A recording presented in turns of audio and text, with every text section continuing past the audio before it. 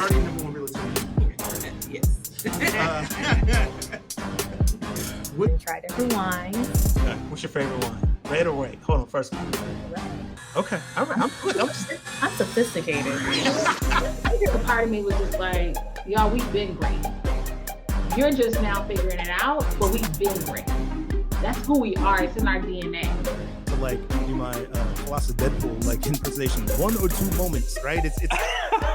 And I'm sitting there in my head going, I wonder if I can somehow sniff the traffic going from the armband. It's got to be talking to an API or something. To the next cocktail, to the next conversation. What's good, C3 Squad? I am your host, Maine Terry, and I wanted to bring to you a very, very special guest and a very special episode. Before we get into that, let me just introduce who we have on our panel today. C3 Squad, you already know, Mr. David Lee. What's going on, C3 Squad? Welcome back. And for the friends of the podcast, you may have seen this face before as well. She's also a friend of the podcast network. Two-time guest, real estate expert, Miss Lynette Jones. Hi. Welcome back. Thank you for having me. Thank you for coming. I know that so for those of you who follow the network and you're aware of the Veterans of the Game podcast, it's another podcast that I host. Miss Lynette Jones, at the time she was Miss Lynette Thompson, so she's recently been married. You gotta do it again. Show them the ring. You gotta keep the bling on the screen, man. There you go. That's right. So I had her on as a guest, and we kind of talked through kind of what it was like dealing with a military veteran as a father and dealing with his PTSD and things like that growing up, and how that led her to becoming an entrepreneur and jumping into the world of real estate. And so after we stopped recording, we kind of had a discussion about just the different things, her areas of expertise and different things that she's seen as her time as a realtor, and actually helping her clients to kind of build their credit and get prepared for buying a home.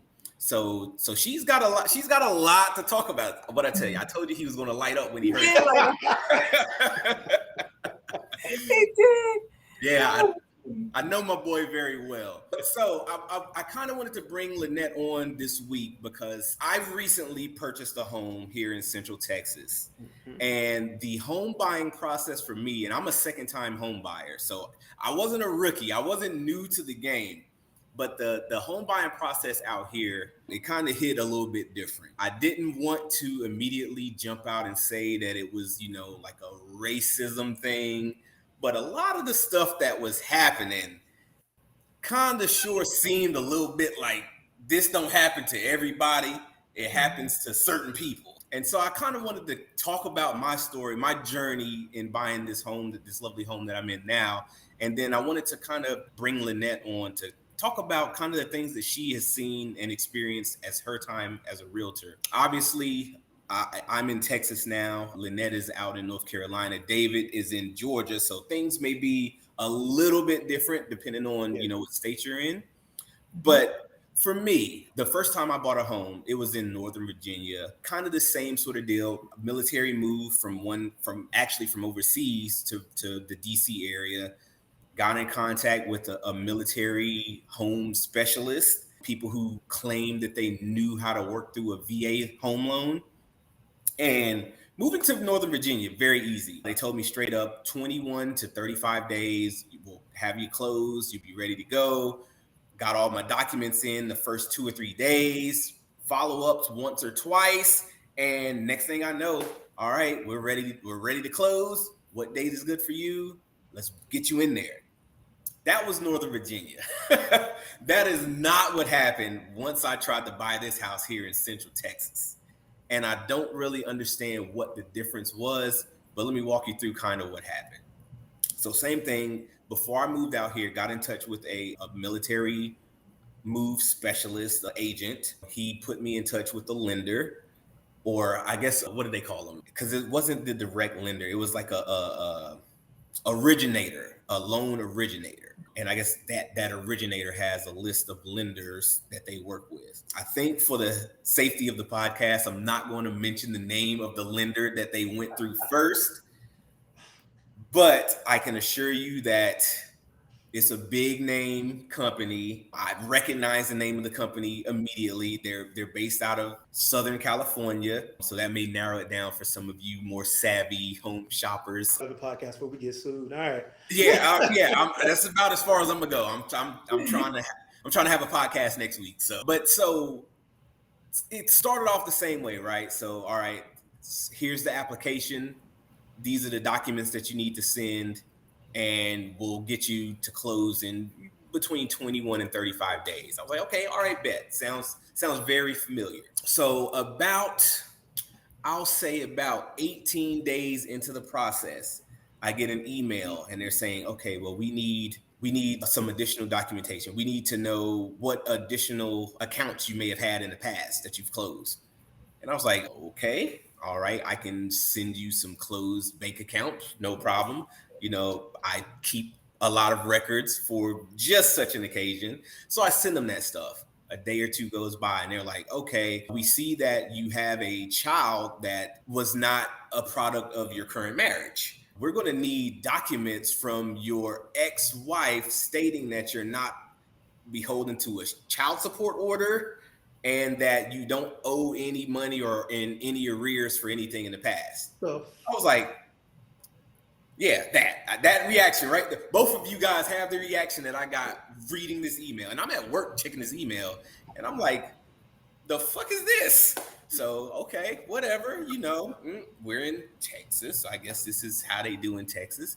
But now I'm a day away from supposedly the original closing date. Okay, so I reach out to my ex and let her know what the situation is. And she's like, all right, you know what, cool, whatever. I'll draft up a note and send it. Drafted the note, sent it. Okay, we need a wet signature on this. So another day goes by. I get the wet signature. I send that in. Okay, we need to know, let me see, what did they hit me with? We need to know if you have $8,000 in your account over the cost to close. I was like, no, I don't have $8,000. Like we originally discussed the amount that I was going to pay for closing. I have that money available. You have my bank statements. What is the problem? Oh, we just need to see if you'll be able to cover closing costs and then 3 months mortgage in the event that something happens. I was like, that wasn't part of the agreement. So I'm waiting on them to make a determination on that. Then they were like, oh, we see that there's been about a 30-day period from when you moved out of the previous house you sold until you moved into this house. Where were you staying during that time? We need the addresses and the length of time for the hotels that you stayed at during your military move. So I'm literally calling hotels, asking for receipts and, bank or, bills, closed out bills from like 7 different hotels because military move, we're driving from one location to the next. Right. So I'm staying in a hotel a night or two in like Virginia, North Carolina, Georgia, Louisiana, get to Texas. Now I'm looking for a house out here in Texas. So I'm in a hotel for like 35 days. And I'm different hotels because not all the hotels could book you for 35 days. So I'm calling these hotels and getting addresses and dates and showing, paid in full statements. And I send all that stuff. And now we're like the day of closing. And they're like, you know what? We didn't really plan on letting you get this loan anyway. The day of closing, they gave me the runarounds, and every time I jumped a hurdle, cleared an obstacle, gave them exactly what they requested. The day that we were supposed to be closing, they were like, oh yeah, I wasn't going to approve this, I wasn't going to underwrite this loan anyway. And that's the type of thing, that was my experience with this, big name lender. Once they gave us, now we naming names. Nah, I'm over this shit now. Fuck it. We naming names. I'm not gonna do that. I'm not gonna do that. Not at least not here on the air. Okay, at least offline. We can take it off road. But I definitely want to know who this was, because if it's who I think it is, I have a client with a loan with them right now, so I want to know for sure.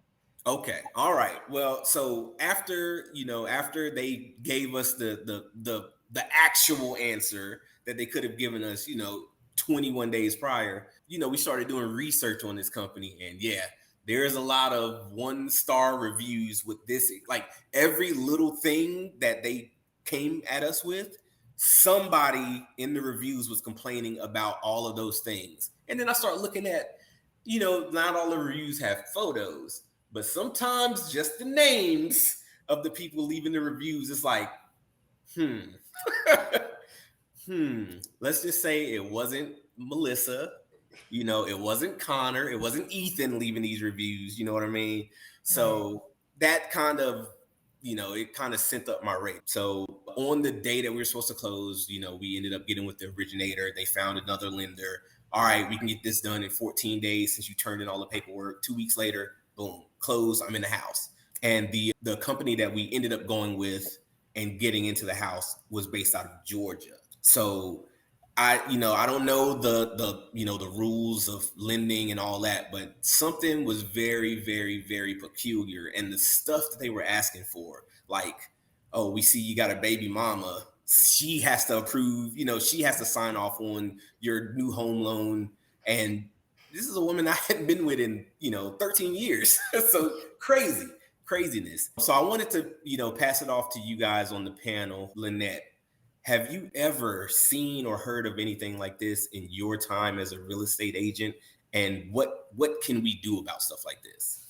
So I was just Googling something just to be sure I'm not tripping. Because I'm making sure I'm not tripping.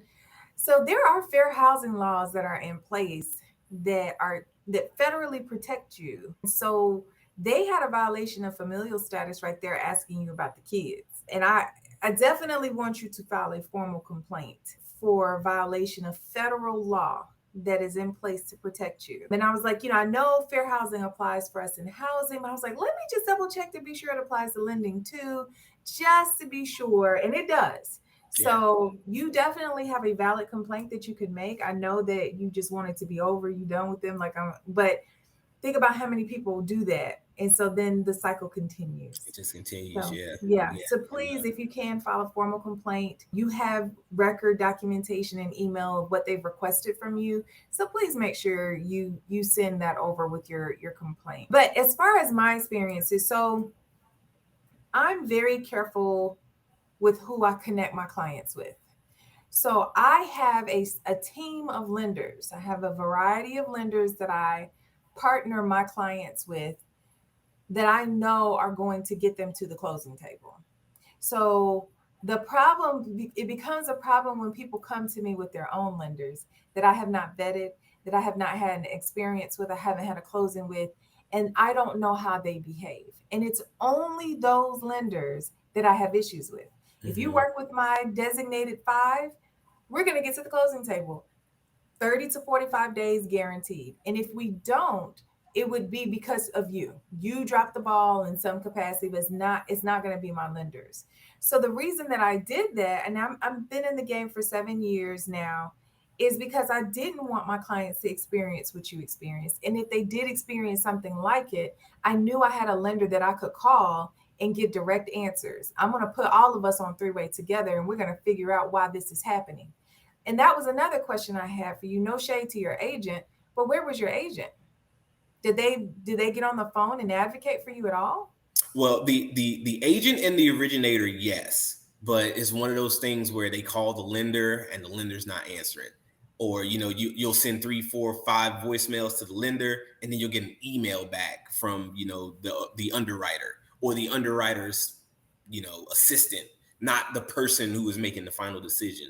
So they were kind of iffy from the start, but at the point where you dig through your life history and you got your socials out there and you got addresses and phone numbers and you got all this information that you're giving to this company, it's kind of hard to be like, I'm just walking away. I know you got all my info, but I'm done. And that's kind of what we ended up doing, was just saying we trust the process, we trust the originator, much like you have your list of 5 trusted lenders. they have their list of trusted lenders as well. And so they went with the lender who, from the very beginning, understood my terms, understood my budget. And they said, yeah, we'll work with this person based on those terms and that budget. And then went back on their word. And how long in that process into it did they start noticing that there were some things happening that don't normally happen? I would say probably about probably almost 3 weeks into it, because like with most, well, I'm not going to say most, but with my previous experience, we did the paperwork. A couple of days later, they said, hey, we need one or two more things. Right. And then you just don't hear anything. Right. Until it's time to choose what day you're going to close and get to the closing table. So The same thing happened where it was like 2.5 weeks where we just didn't hear anything. And then, we're 2 or 3 days out from closing that they start making these requests. And then like every time I was able to get something, they were like, okay, well, now we're going to hit him in the pockets. Let me request an additional $8,900 in his bank accounts to see if he has that. And then they were like, well, even if you got the money from, friend or relative, whatever, we just didn't plan on underwriting this loan. And so the reason I'm asking these questions is because, like, for me, I do post-check emails. So every couple of days, the lender, the closing attorney, and the listing agent, or whoever if I'm the listing agent, the buyer agent, somebody's gonna hear from me. Hey, just checking in, making sure you have everything you need. Hey, it's Lynette, just checking in, making sure you have anything. Are there any questions? Is there anything that such and such needs to do? And the minute I start to see something that's a little shaky, I'm already setting my client's expectations, and we need to be prepared to move. If you want to hit your closing date, we need to be prepared to move to this lender. I've already got this person on tap. Remember when I told you to create that Google Drive of all the documents that you're going to need? That's great that you have it, because you're going to send those same documents over to this person. You have a small window of time to loan shop where it doesn't impact your credit again. So within that, I feel like it's 30, it might be 45 days, but I feel like it's a 30-day window. Within that period, that time frame, I'm checking that clock to be sure that I know that you still got time to move your loan. But also contractually, I want to make sure that we're able to move your loan. Because if you're doing like new construction, you can't move your loan and then once you're under contract sometimes. Sometimes you can, sometimes you can't. And if you do, you may have a time limit as to when you can do that. So I'm checking all of these things for each client to be sure that they don't have the experience that you had where you're getting to the closing table. So not saying that your agent is at blame, is at fault, because they're not. This lender was obviously just not doing what they were supposed to do, and they're discriminatory. But there are also checks and balances that has to be done on our end to be sure that our clients, we recognize the behavior, because as an agent, about a week or two in, okay, this is looking a little shaky already. And you start to recognize behaviors, and the longer that you're in the game, you can start to recognize those things much earlier in the process. And the minute I start to see that and I get that feeling, let me go ahead and set expectations. Let me go ahead and call my other lender, because even sometimes it's with my 5. I've got one, she's just is super, super busy. And if she's not being responsive to me, I'll move the loan. I'm sorry. I get that you're busy, but this is a priority too. So we're going to go ahead and switch over to this lender so we can get this person to the closing table. She's great. She's phenomenal, but sometimes she gets overwhelmed, and I can't let my client be at expense of that. So I'm going to move you. So the fact that they were asking you for these crazy things, I would have been on the phone ASAP, and we would not have gotten off that phone until I got the answers that I needed. So it's part of the agent's responsibility to advocate to you, even to the lender. Now, there are some agents that will not deal with the lender because they're like, oh, that's their information. That's private. I'm not getting into your credit score. I don't need to know all of the details of your credit history, but I need that lender to know that I'm not playing any games about my client and getting to this closing table. And the minute that they hear me on the phone, the fact that I'm not sending text messages or emails, I'm calling you. We are going to have a conversation.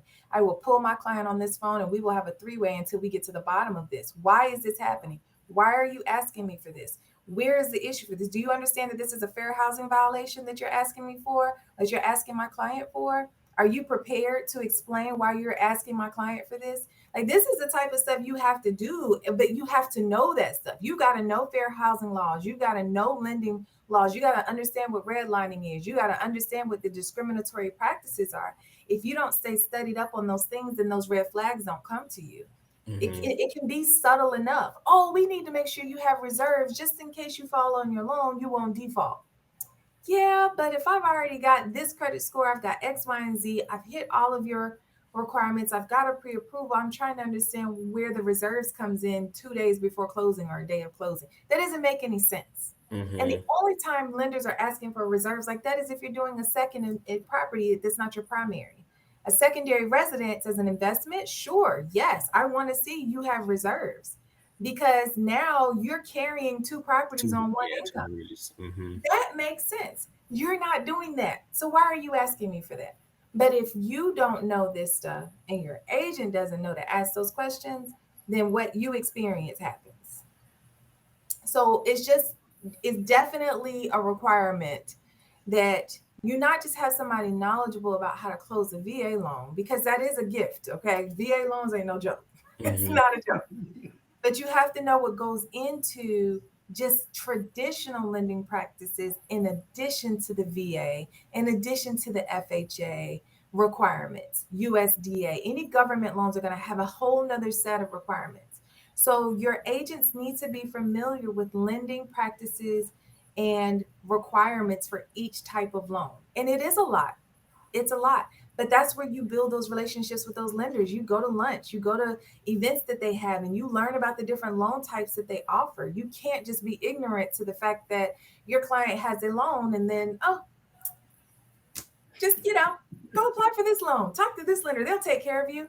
And then you know nothing about the process, and you know nothing, because then you can't advocate for them. So you needed an advocate for you to pull you out of that process if they couldn't fight and win for you. Yeah. That was for me, that's the issue as an agent. Yeah, and I think that was part of it was the agent and the loan originator. They were advocating for me, but they were dealing with a lender that was like, "Oh, no, we got it this time. Don't worry, we'll get you to the closing table. Like, everything is good." And then a day or two later, "Oh, but we need one other thing." Okay, now that we got it, nope, everything is good. We're still on track. And then a day or two later, but we need one more thing. And it was just getting more and more.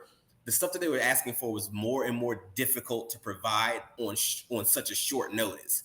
Yeah. So it seemed like it was intentional. Yeah, and it was. And we can get into that too, because there are disparities for minorities as far as denial rates are concerned. And I can share my screen and show you guys. This is coming from the National Association of Realtors that will give you some evidence. And I've kind of highlighted here so you can see. So the racial disparities in the mortgage market, we see that Black and Hispanic homebuyers face extra challenges in getting a mortgage. It talks about how the denial rates vary greatly for us as African Americans. We have the highest denial rates for purchase and refi loans. So that's an issue. They're going to play the game that they played with you.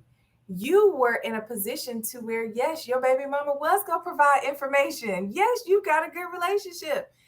Most of the time, oh boy, oh girl, not talking. So now we're not going, no, I'm not going to give you no, I'm not going to help you buy no house.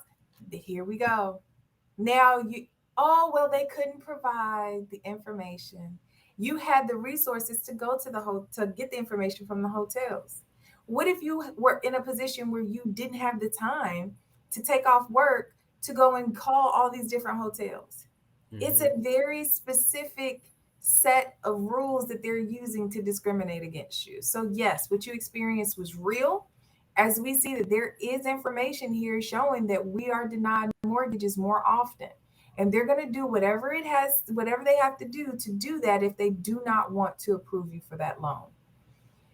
Now, I will say income plays a part. We see low income is the main reason that they're denied mortgages.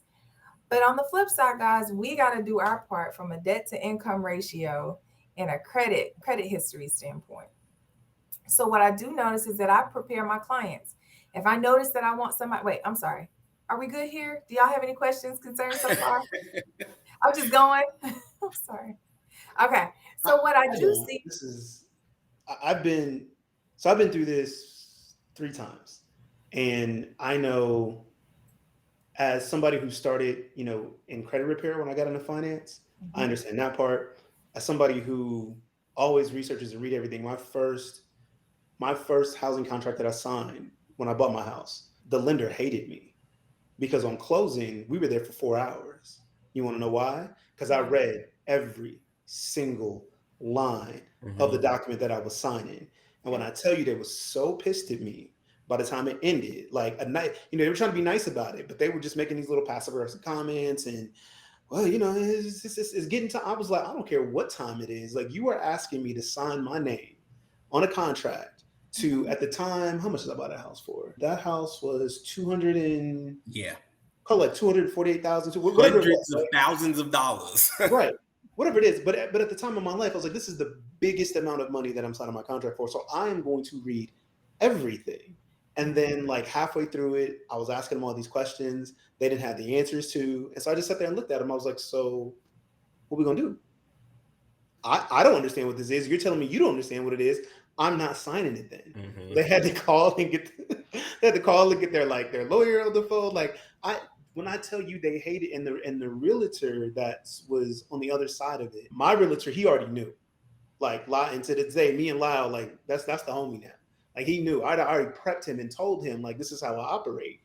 And so he was just sitting back, and he was like, okay, I got some other stuff to do. I'll be back in 5 to 6 to come pick you up, because he already knew what was going to happen. Yeah. But it is, I just wanted to make a comment on 2 things, and I'll get into, like, a little bit of, like, the housing crisis and how we got here and how these companies are hiding around some of these things a little later. But yes, like, number one, and I'm not an agent, and so I can say this, I'm saying this as a consumer who uses agents, and the way I pick my agents, like, you have to know these things. It's not your job to be a credit specialist or be a lender, but you need to be aware, because most of the time your clients don't know. That's why they're hiring you. It's like, you walk me through this process, right? And know when games are being played and when games aren't being played. Right. And then what I would say is to the consumers out there, it doesn't mean you have to read some stuff. And yes, I'm going to tell you right now, like, you need to be aware of what's going on as well, and understand what they can ask, what they can't ask. And if you don't know, question, right? Bottom line, let's say you don't really question everything. This is you. This is you giving your information. Like, you control this process. You are the buyer. So question, if somebody says we need this, exactly why do you need that? Right? And if you don't feel comfortable with the answer, ask to speak to their manager or somebody else until they give you a reason that you are comfortable with, right? That is the thing that I think that when, people kind of get into situations and they're just like, I don't know what to do, right? So it's definitely something. There is a whole lot that goes on in here. And then for the average American anyway, this is a lot to do, but there's definitely racial undertones in all of this. And it always is. And they will use that to put that against you and try to put you in this position where you feel like, we'll just be thankful that you're getting this. Nah, we'll be thankful for nothing. We take whatever it is that's been given to us that we are going to go apply for. You are applying for this house. You have everything you need. You've been approved. So you don't take anything from that. Like, this is not I'm asking you for this. This is a transaction that's going through. So, but I appreciate you bringing this up and get into the numbers, because people need to be aware of this. So this is real. This isn't something we just make up and say. Like, the numbers are real. And then these numbers have been real for at minimum the past 10 years since the housing crisis, but even back before then. So I'll let you and start cooking, Lynette. Do you think? And before you get into that, one thing that I forgot to mention was, I don't know if this is the same in North Carolina or in Georgia, but you have, the earnest money that you put up saying that, this is the money that I'm willing to front, that, I'm serious about buying the house. But at least here in Texas, they have like a 21-day option period where once you exceed that 21 days, the seller can take your money and run. And so literally on that 21st day is when the extra stuff started coming in. So even if they didn't get an opportunity to deny me the loan, they were probably banking on the fact that the seller's just going to take the money and walk away. And then there's nothing we can do at that point. Or we can say, hey, there's nothing we can do at that point. So it was like a savvy and semi-intelligent person can start putting these little things together and seeing the bigger picture. Right. And that's part of the reason why I wanted to kind of bring this topic to the forefront today. Yep, that's real. And we do. I mean, North Carolina has due diligence. South Carolina, I think, is a little bit different. I think each state has a different way that they operate, but we have due diligence periods where you're basically buying time from the seller to investigate the property and make sure that it's what you want it to be. Yeah. It also gives a little time for your loan to be processed. And it's money that you give to the seller up front.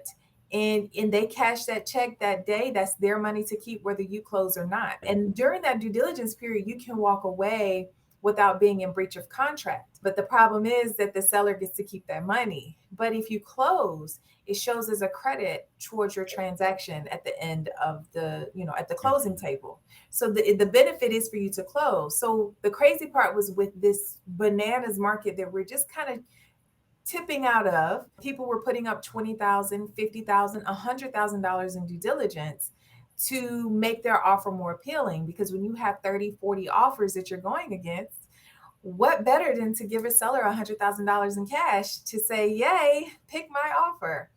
Now, the catch for those people that did that is if there was mold, termite damage, or anything significant, you're stuck in that house because you want that credit to your loan. Okay. But it's a risk that you take in, and a lot of people were taking it. And so it's been a crazy market. It's shifting, it's turning a little bit. It's correcting itself and becoming balanced, but not a buyer's market by any chance. But it's giving people a little bit more of an opportunity that aren't so cash heavy to have a chance to purchase. But then it ties back into, can they get the loan closed? And so, yeah, on average, we do have higher denial rates. 7% of Black and Hispanic buyers were denied mortgages compared to 4% of white and 3% of Asian applicants. That's crazy. But we'll talk about that debt to income ratio. Brothers and sisters, we've got to do a better job of reducing our debt to income ratio. We have to do a better job of paying our bills on time. And so I spend quite a bit of time with my buyers, folks that are buyers and they want to buy a house. Okay, let's go. We got 6 months to the date you want to do this. So I send them a PDF document that allows them to track their spending. So they get to track their savings, right? They get to track their investment accounts if they have a 401k, all of that stuff. Basically, I tell them, continue to watch. It should be going up. Your savings should be going up and your debt should be going down. So each month they can track what their monthly debt is. And so you should see that number decreasing.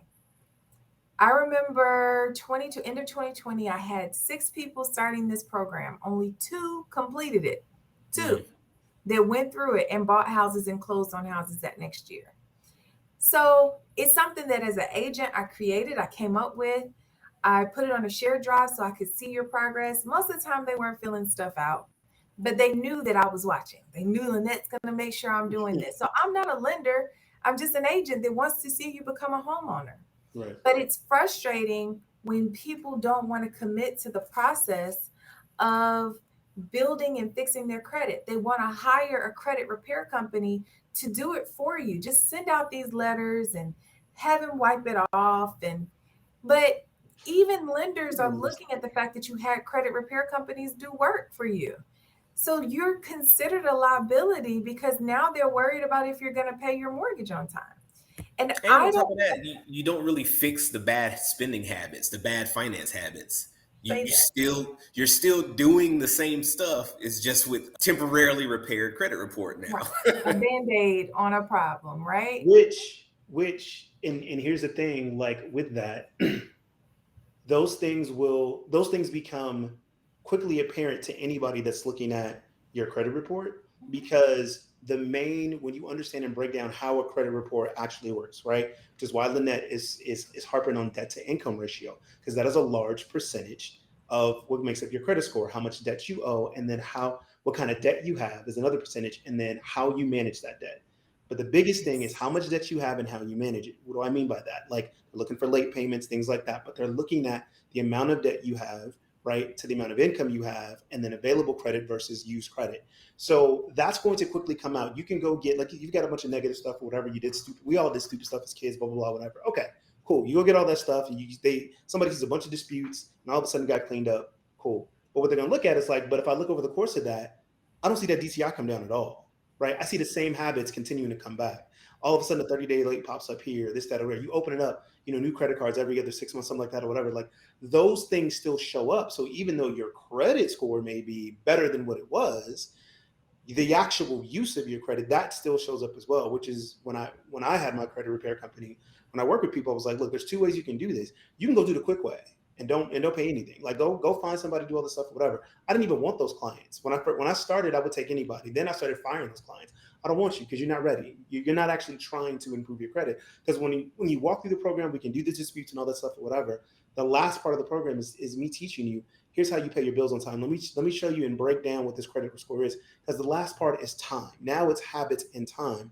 And that's what's going to establish your credit score. Not only raise it, but then keep it there, right? And strengthen your credit score, right? I go back to what I used to, tell people when they would ask me like advice for getting into a house or whatever. I said, here's the thing about, I was like, your agent is there most agents are there to sell you the house, right? You call me, I want to keep you in the house, right? Because once the agent sells you the house, their job is done. If you got a good agent, they'll still check up on you, not knocking the agent relationship, but it's a transaction based one. Then that's their job is done. They've got you in the house. Keeping the house is your responsibility.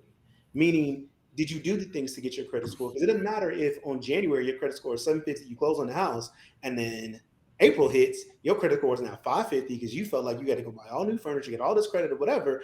And then next January, you call Lynette crying because you're getting ready to get out of the house. That ain't Lynette's responsibility. Lynette got you in the house. What did you do? What you were supposed to do to keep the house? And that's the part that I would always focus on with people is like, it's those habits, right? Those same habits that you had to build to get your credit score to work if you did it the right way. If you just paid for it real quick, you don't have those habits. Right. So now it's still foreign to you, still the same thing. So you're going to fall right back into the same traps.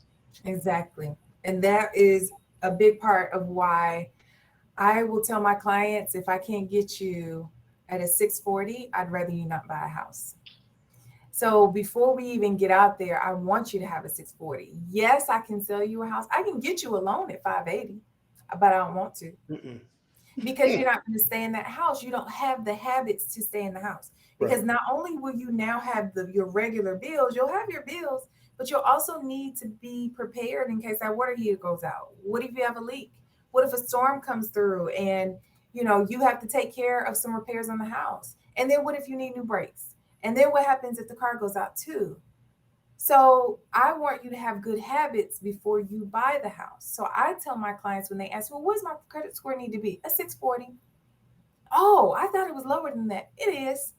But I prefer you have a 640, and here's why. Because that lets me know you've established good financial habits. But yeah, I've got lenders that'll put you in a house for 580, but I won't. Just because I want to be able to sleep at night. And so but not all agents are going to do that. And there are people that decided not to work with me. And I'm okay with that. Yeah. Don't work with me because I'm not trying to hear you call me in 6 months telling me you need to sell your house. Because that's not, I want you to buy a house to be in the house and stay and enjoy it and not be house poor.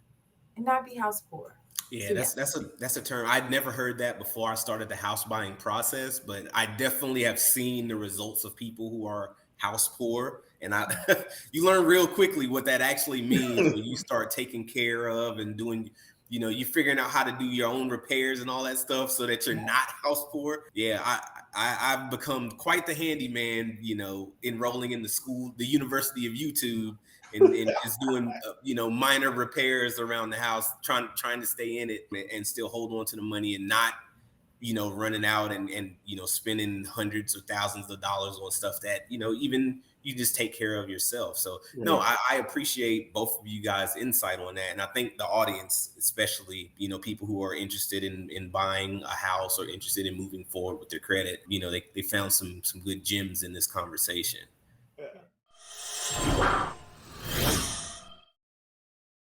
Let's take a quick break for our cocktail of the week, the Manhattan.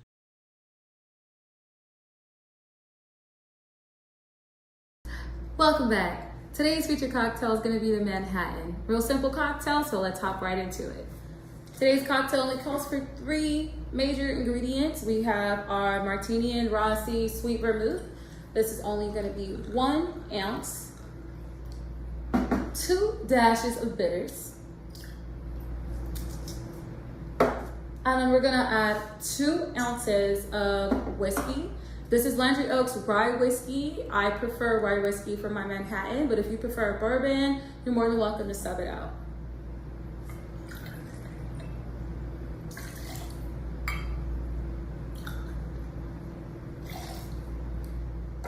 Today's cocktail is not going to be a shaken cocktail. This actually is preferred to be stirred. It's a real classic cocktail, so I think it needs a little extra TLC. Let's go ahead and add ice to our mixing glass.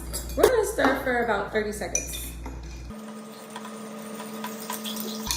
This is going to evenly make sure that the drink is cold. You can also do a temperature check if you need to, but 30 seconds should be right at the cold part. And we're gonna go ahead and strain our cocktail into this beautiful glass. Get all of that in there. And now, this is a Manhattan. But if you like a garnish, like I said, we got something for you. We have an orange peel. Use your potato peeler. We're gonna go ahead and squeeze the oils, rub it around the glass, throw it in there, and that is your perfect Manhattan cocktail. I do want to get to, right, like, you know, some of the things that we see from a racist standpoint, like on the HOAs and even on the lending process, right? But I'm going to try and take 2 minutes. I won't take a whole lot of time, but I do have some links that I'll put up on the screen for people to go do some research earlier. But I will say this, and I know me, I'm a researcher. This is what I do. I go and study. I love reading, love learning things. I get that not everybody likes to do that. But I think before we have this conversation, I think it's important for people to understand what happened in the 2008 housing crisis, right? Because there's a lot of information when we look back that we hear, but not a lot of facts, right? And so when you go back and look at what that crisis was all about, right, you hear the word subprime a lot. And when you hear subprime mortgages, unfortunately, depending on how you research it, you'll see subprime, and then that'll automatically get tied to like minorities, which sometimes that was the case. But the biggest thing that caused the housing crisis was aggressive and risky investments. And that was on like the banks and the companies that were doing it. And let me explain why. Like real simple terms. You go get a mortgage, right? And they didn't have the standards they have to now. So everything that Maine, you talked about earlier, asking for all this, asking for all that. Back in 2008, you didn't have that. Like you could literally get what they would call a no-doc loan. I could walk into a lender and go, I want to buy a house. They go, okay, how much money do you make? $400,000. Okay, sign this paper. Let's go get you a house. That was it. $75,000. I can make up whatever number I wanted to, sign a document, and they would go and process it. They wouldn't check anything else and just say, okay, that's cool. So a lot of these, right, came into what they call that subprime.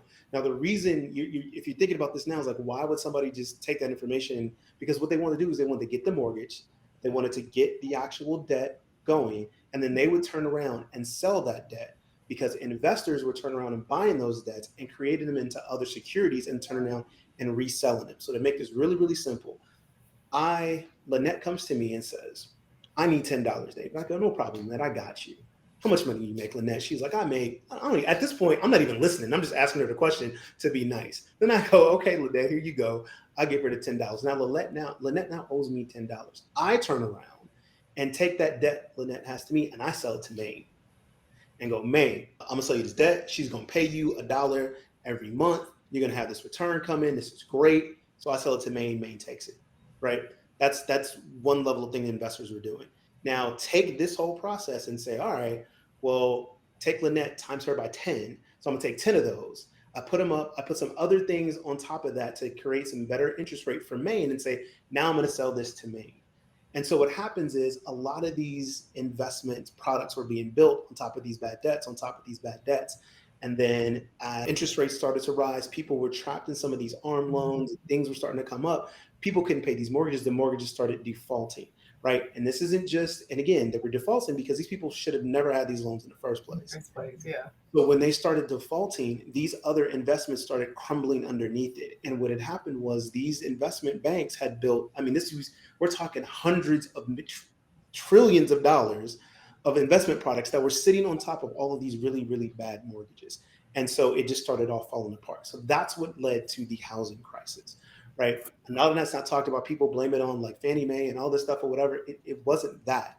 Like you have to go back and research. And sometimes when you get into this stuff, it's a lot of finance numbers, a lot of things. And so you see a lot of words that you're like, I don't know what any of this means, but that's what it was. And so because of that, the outcome of that was that we said, okay, we want to protect the home buying process, right? And we want to make this sure this is thorough. This doesn't happen again.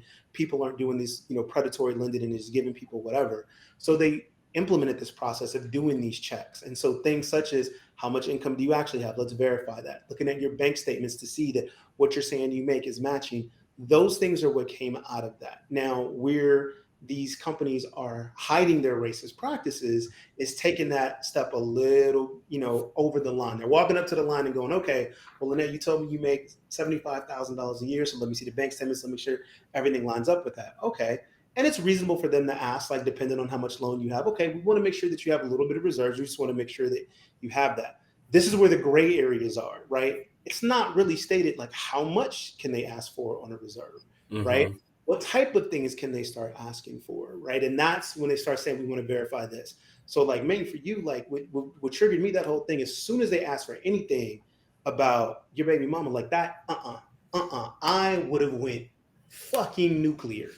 I would have been like, absolutely not. You better, I want it itemized and documented, signed by your CEO while you were asking me for this information. Like I would have went crazy on them about that. Would have found the headquarters and probably copped the flight and flew there about something like that. That's it. Like that is, you have completely crossed. That has nothing to do with the finances I need to secure this property against this debt. Yeah, right?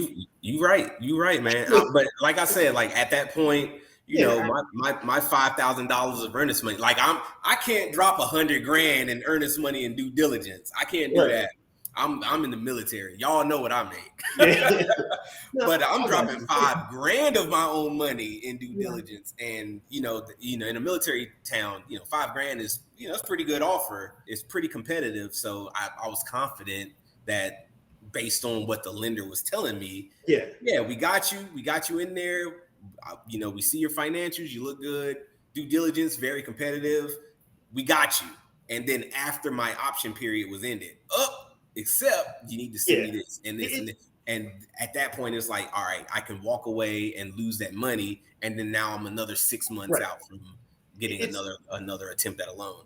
And that's the thing, right? That's where they're going to walk around those lines. Like this is them knowing the process better than the buyer knows the process, right? And knowing when they can kind of, push up to those gray areas and things like that, right? And so when you look at that, when the actual process of where they can step, and we start to talk about, you look at, Lynette, you had mentioned redlining earlier, right?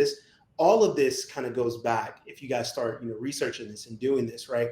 Back to housing covenants, right? And when it started to get tied, that we realized that home ownership, right, was probably for the average American is going to be the biggest asset you ever have. And when you look at the statistics for, wealth generation, it goes back to owning some kind of large asset. Land, real estate is a big one of that. As you come out of the civil rights movement in the 1960s, right? So, African Americans are now able to start, buying property. Well, this rancher who has 10 acres or whatever, 60 acres and sells to his developer says, I want to go make all this money and buy this home. Well, I don't want them people on my land, right? And this isn't just with Black people. You look in New York, same thing happened to Jews, right? We don't want this type. It's our land, so let's make this covenant, right? And they would write it into the covenant, like this land cannot be sold to Negroes or to Jewish people. So it started out as covenants. And I believe it's 1960s passed a law that they got rid of that. So you can't write it in the covenants anymore, right? Okay, so I can't openly be racist. Let me see what else I can do, right? How do I know you're Black without saying that you're Black, right? It's that whole thing, right? How do I know you're a Jew without saying that you're a Jew? Now I start playing with like little things of characteristics, right? Asking little things at the option period, like, oh, I'm seeing you have a baby mama. Okay, they probably black. Like, you know what I mean? Like, it's those type of things. And it's the same thing that we started to see take place in HOAs, right? Is certain rules, certain things, all for, hey, we need to keep up the property value. We need to keep all these things, together, because it starts to become obvious in some of these HOAs that, being melanated equals low property value. Because there are statistics out there that statistically, we look at black and brown areas, those home values are less than other areas. But this is where numbers never lie, but the truth can be twisted with the numbers, right? So you say, well, if I look at this and go, statistically, wherever I see black and brown people, the housing values are lower, then I just want to keep those out so I can keep the housing value over here up. And they can look at, well, those are the numbers that I want to do, which is not necessarily correct, right? Because the reason why those areas are lower goes down to redlining. Because when you develop these areas, you created certain areas where you wanted certain people to be and where you wanted other certain people to be. Mm-hmm. And so, I mean, it goes back to deals that the developer has with agents. The agents wouldn't even, when the people walk through the door, they wouldn't show them the properties in certain areas. It goes, well, I'm gonna take you over here, right? So this is a thing that when people listen to this, like, oh, that was back in the 60s, that stuff doesn't happen today, right? It doesn't really happen in today's world. It does. It's just a whole lot less subtle, and you have to look at it and kind of know the signs. So and one of the things, like as a home seller previously, one of the things that absolutely blew me away is they were like, okay, all of these photos of you and your family that you have up on the walls, take them down because y'all are black. And like that, it is harder to even sell your home if people know that a black family or a minority family, a family of color, was living in it previously. So America's got a long way to go. And that was you kind of led into the next thing that I wanted to talk about, is because, all right, I'm here, I'm in the house. And then the first thing you get in the mail is this packet, 700-page document of homeowners association bylaws and rules and regulations. And you just know that most people are not like you, Dave. They're not going to sit down for 6 hours on a Sunday with their cup of coffee and read every word in every document. And, some of this stuff is pretty tricky, and it gives these associations cause to kick you out. And you brought up a book a few weeks ago, Lynette, called The Color of Law. Yeah. And that was kind of discussed some of these things. Could you elaborate on that? Yeah. So it's a book. You can listen to it on Audible. You can buy it. And it really breaks down the history of discriminatory practices in housing in America. It even gets into the FHA, Federal Housing Administration, and how they, took extraordinary lengths to ensure that they did not support developers that would be willing to sell to Black families. And they would go as far as not insuring builds. And so we're not going to insure this property. If you're going to use our loan to buy this land, if you're going to let Black people live there, then no, we won't insure it. So almost leaving developers with no choice in a sense. It would trickle down into your local governments, city councils.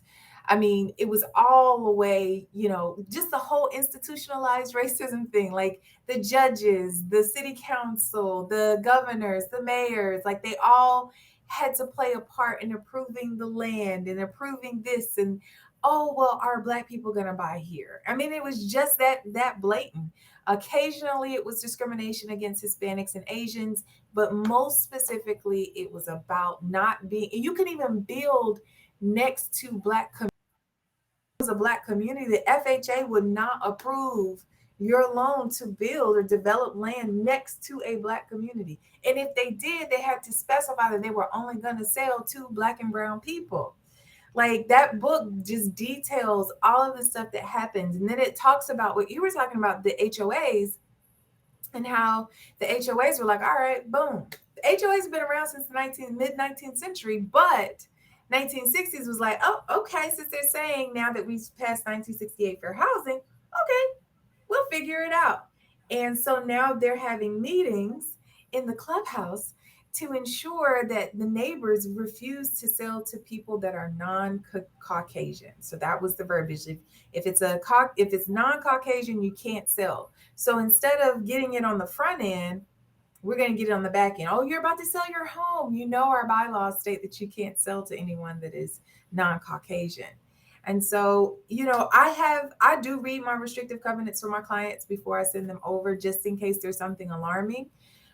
I have not, thank God, surprisingly, in North Carolina, have not come across anything like that yet that's just blatantly discriminatory. But there are still HOAs that have blatant language in them that says you cannot sell. But the subtle things are things like minimum square footage for a house being built, knowing the income disparities. The average African American can't afford to build a minimum 5,000 square foot home.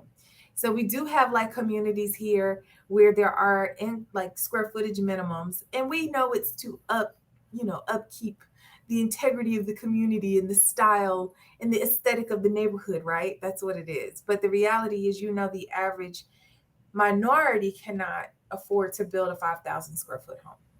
That's just it. There will be restrictions on what you can put in your yard, what you can't put in your yard, what colors you can paint your house, stuff like that. But then you have that other little stuff woven in. And sometimes there are income requirements, things of that nature in some HOA restrictive covenants. So even though it is just dry and boring reading, it's necessary. We had an HOA situation where my son and two other little boys, I live in a townhouse, so they played in the parking lot. There is no place for them to ride their bike.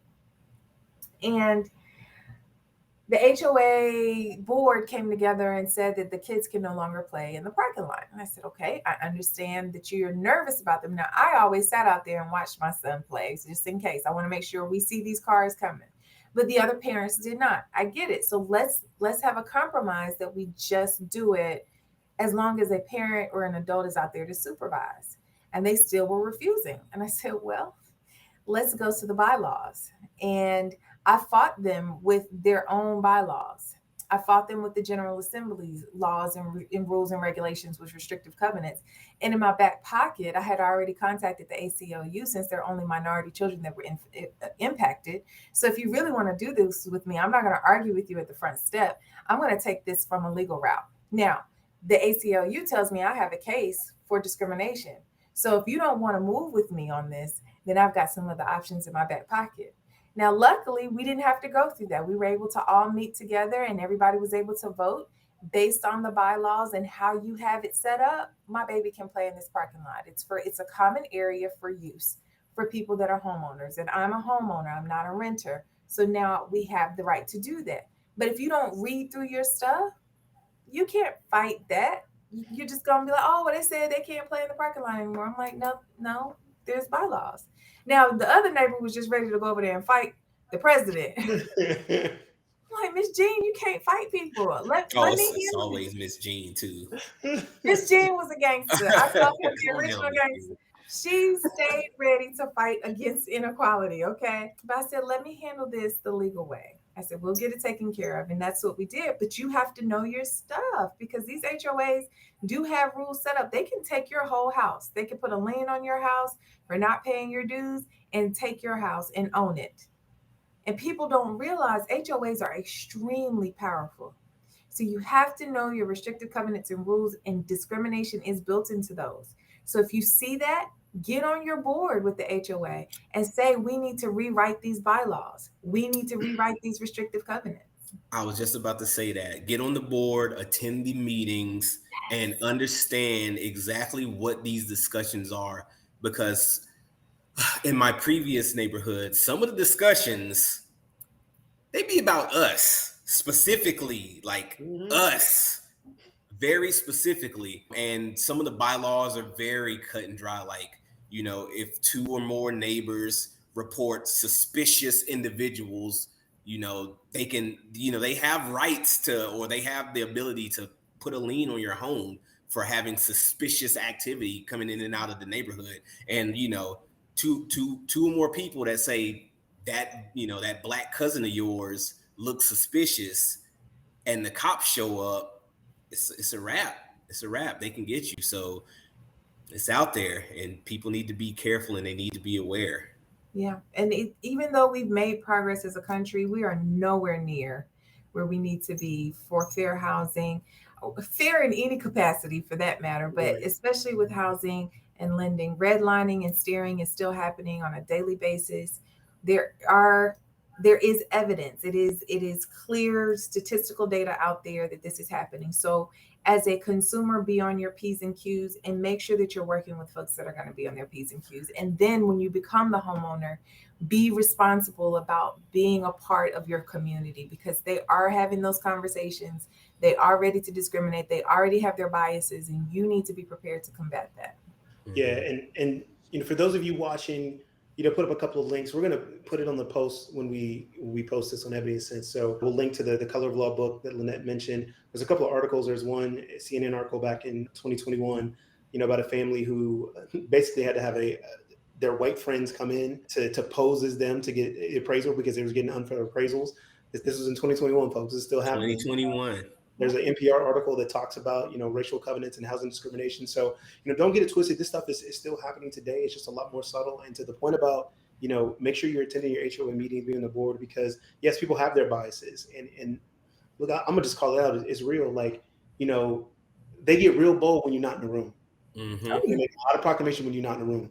And all of a sudden, when you're in the room, well, I just don't think that's fair at all. Maybe we should think about it a little bit differently, I'm gonna use my little southern accent. I'm down in Georgia. Oh man, yeah, you've been hanging out with some Southern belles down there. I can tell. I hang out with them. Because when I'm not in a room, I guarantee you, we just can't have those types around here, right? Look, it's all gonna be said, right? So be there, be present, right? And look, I'm gonna just be honest. Like you need to read, like read your bylaws, right? If it takes you 4 months, I don't care. Read a sentence every Sunday or a minute. I don't care, but you have to read it, because this is how they will get you when you are uneducated in every single way, right? That this is now the new barrier, right? It's not, racism has become completely it was until a certain person became president of the United States, but it wasn't as much overt anymore. It was just, here's what we're gonna do. We're gonna put it behind these gates of these words, right? We all heard the saying, you want to hide something from a nigga, put it in the book. And that's what they did. They put everything in the books, in the laws. And they said, we're just going to put it over here. And we're going to talk to you in these nice flowery words in front of your face. You're like, oh, okay, that's not being racist. But actually it is, because this is how they're setting it up against you. So we have to arm ourselves with that and understand that you can talk the same language they can talk. And most of the time, as Lynette just gave her example, you just got to show that you know it. And two things happen. Number one, they were like, we ain't about to go through all this. But number two, what starts to happen is they back down, they look at you and go, okay. And now all of a sudden, it's a whole different reaction. So most people will just, it sounds stupid, but it's like a respect thing. Like, oh my God, Lynette's, she's not one of them. That's exactly what happened. And that's exactly what they will say. Right. All of a sudden it shifts, and now the conversation is different. Or let's be real, on the other side, they'd be like, oh, she one of these uppity ones. Right. Yeah. And now we got to come, and then come. If you're educated, come on, come get. Because me, my lawyer, and my 9mm gonna be sitting ready for you. Oh my God! But now, because of that shift, we can't be the only ones. Like, you're in a community in North Carolina, Lynette. You're in Georgia, David. I'm in Texas. But we can't be the only ones in our community showing up, reading the bylaws, understanding the laws. Like, when you look around and you see other neighbors that look like you got to get them on board too, because some of them are bold, when you're not there. Some of them are bold when you're the only one there. Right. And so we got to be there in numbers. We got to be there in force. We have to educate each other as well as educating ourselves. And this was a beautiful topic, and I'm glad that we had the opportunity to sit down and kind of discuss it with a couple of experts in the field. So I'm glad I brought this one up. I'm glad I brought this one up to the C3 squad. What about expert singular? Yeah, sure is. Yes, that's it right there. You're expert too with the finance. Like, it's so good to hear, that you understand, like, what I'm saying is legit. So yeah, that's good. That's good.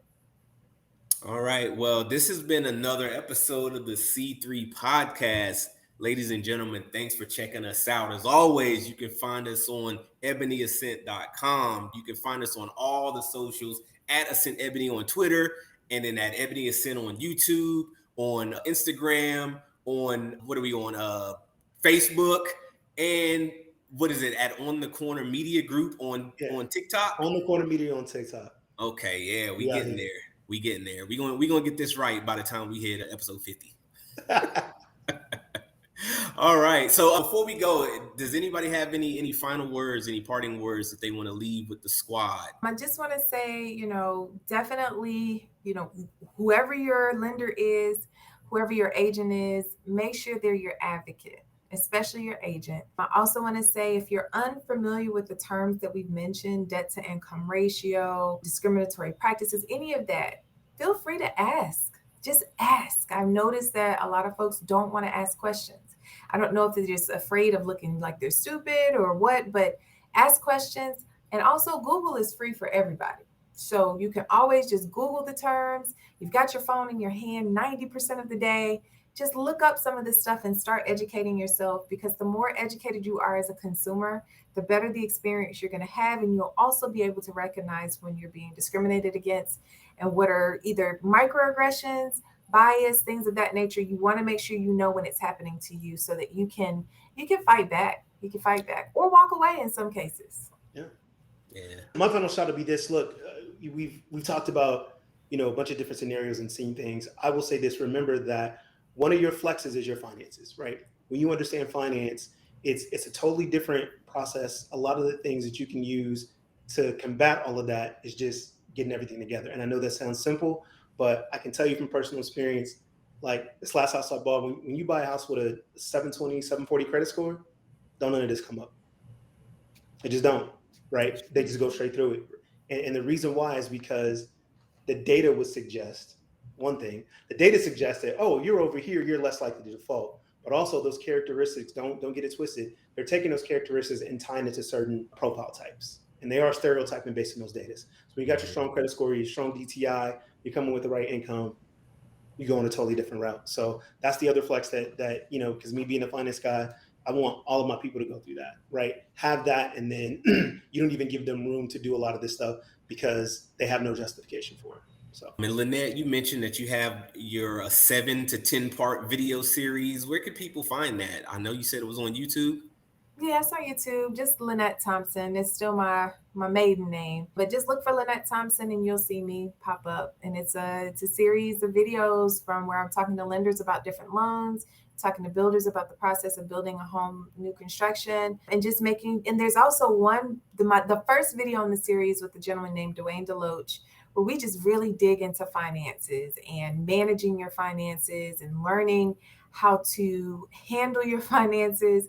And, the mentality of, stunting for the gram or, looking good for other folks, and how unimportant that is, and to make sure that you're really focusing and being intentional about your finances.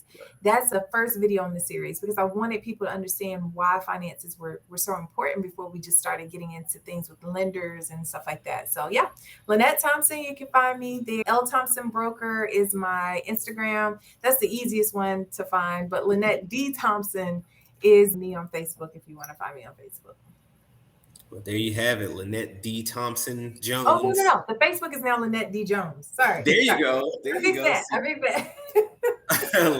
Lynette D. Jones on Facebook, Lynette Thompson on YouTube. Look her up. The video series is lovely. It's very helpful, very informative. You will definitely learn something, even if you've been a previous home buyer, by checking out that series. So if that's it, if that's everything that we all got, then for the C3 squad, to the next cocktail, to the next conversation, we out here.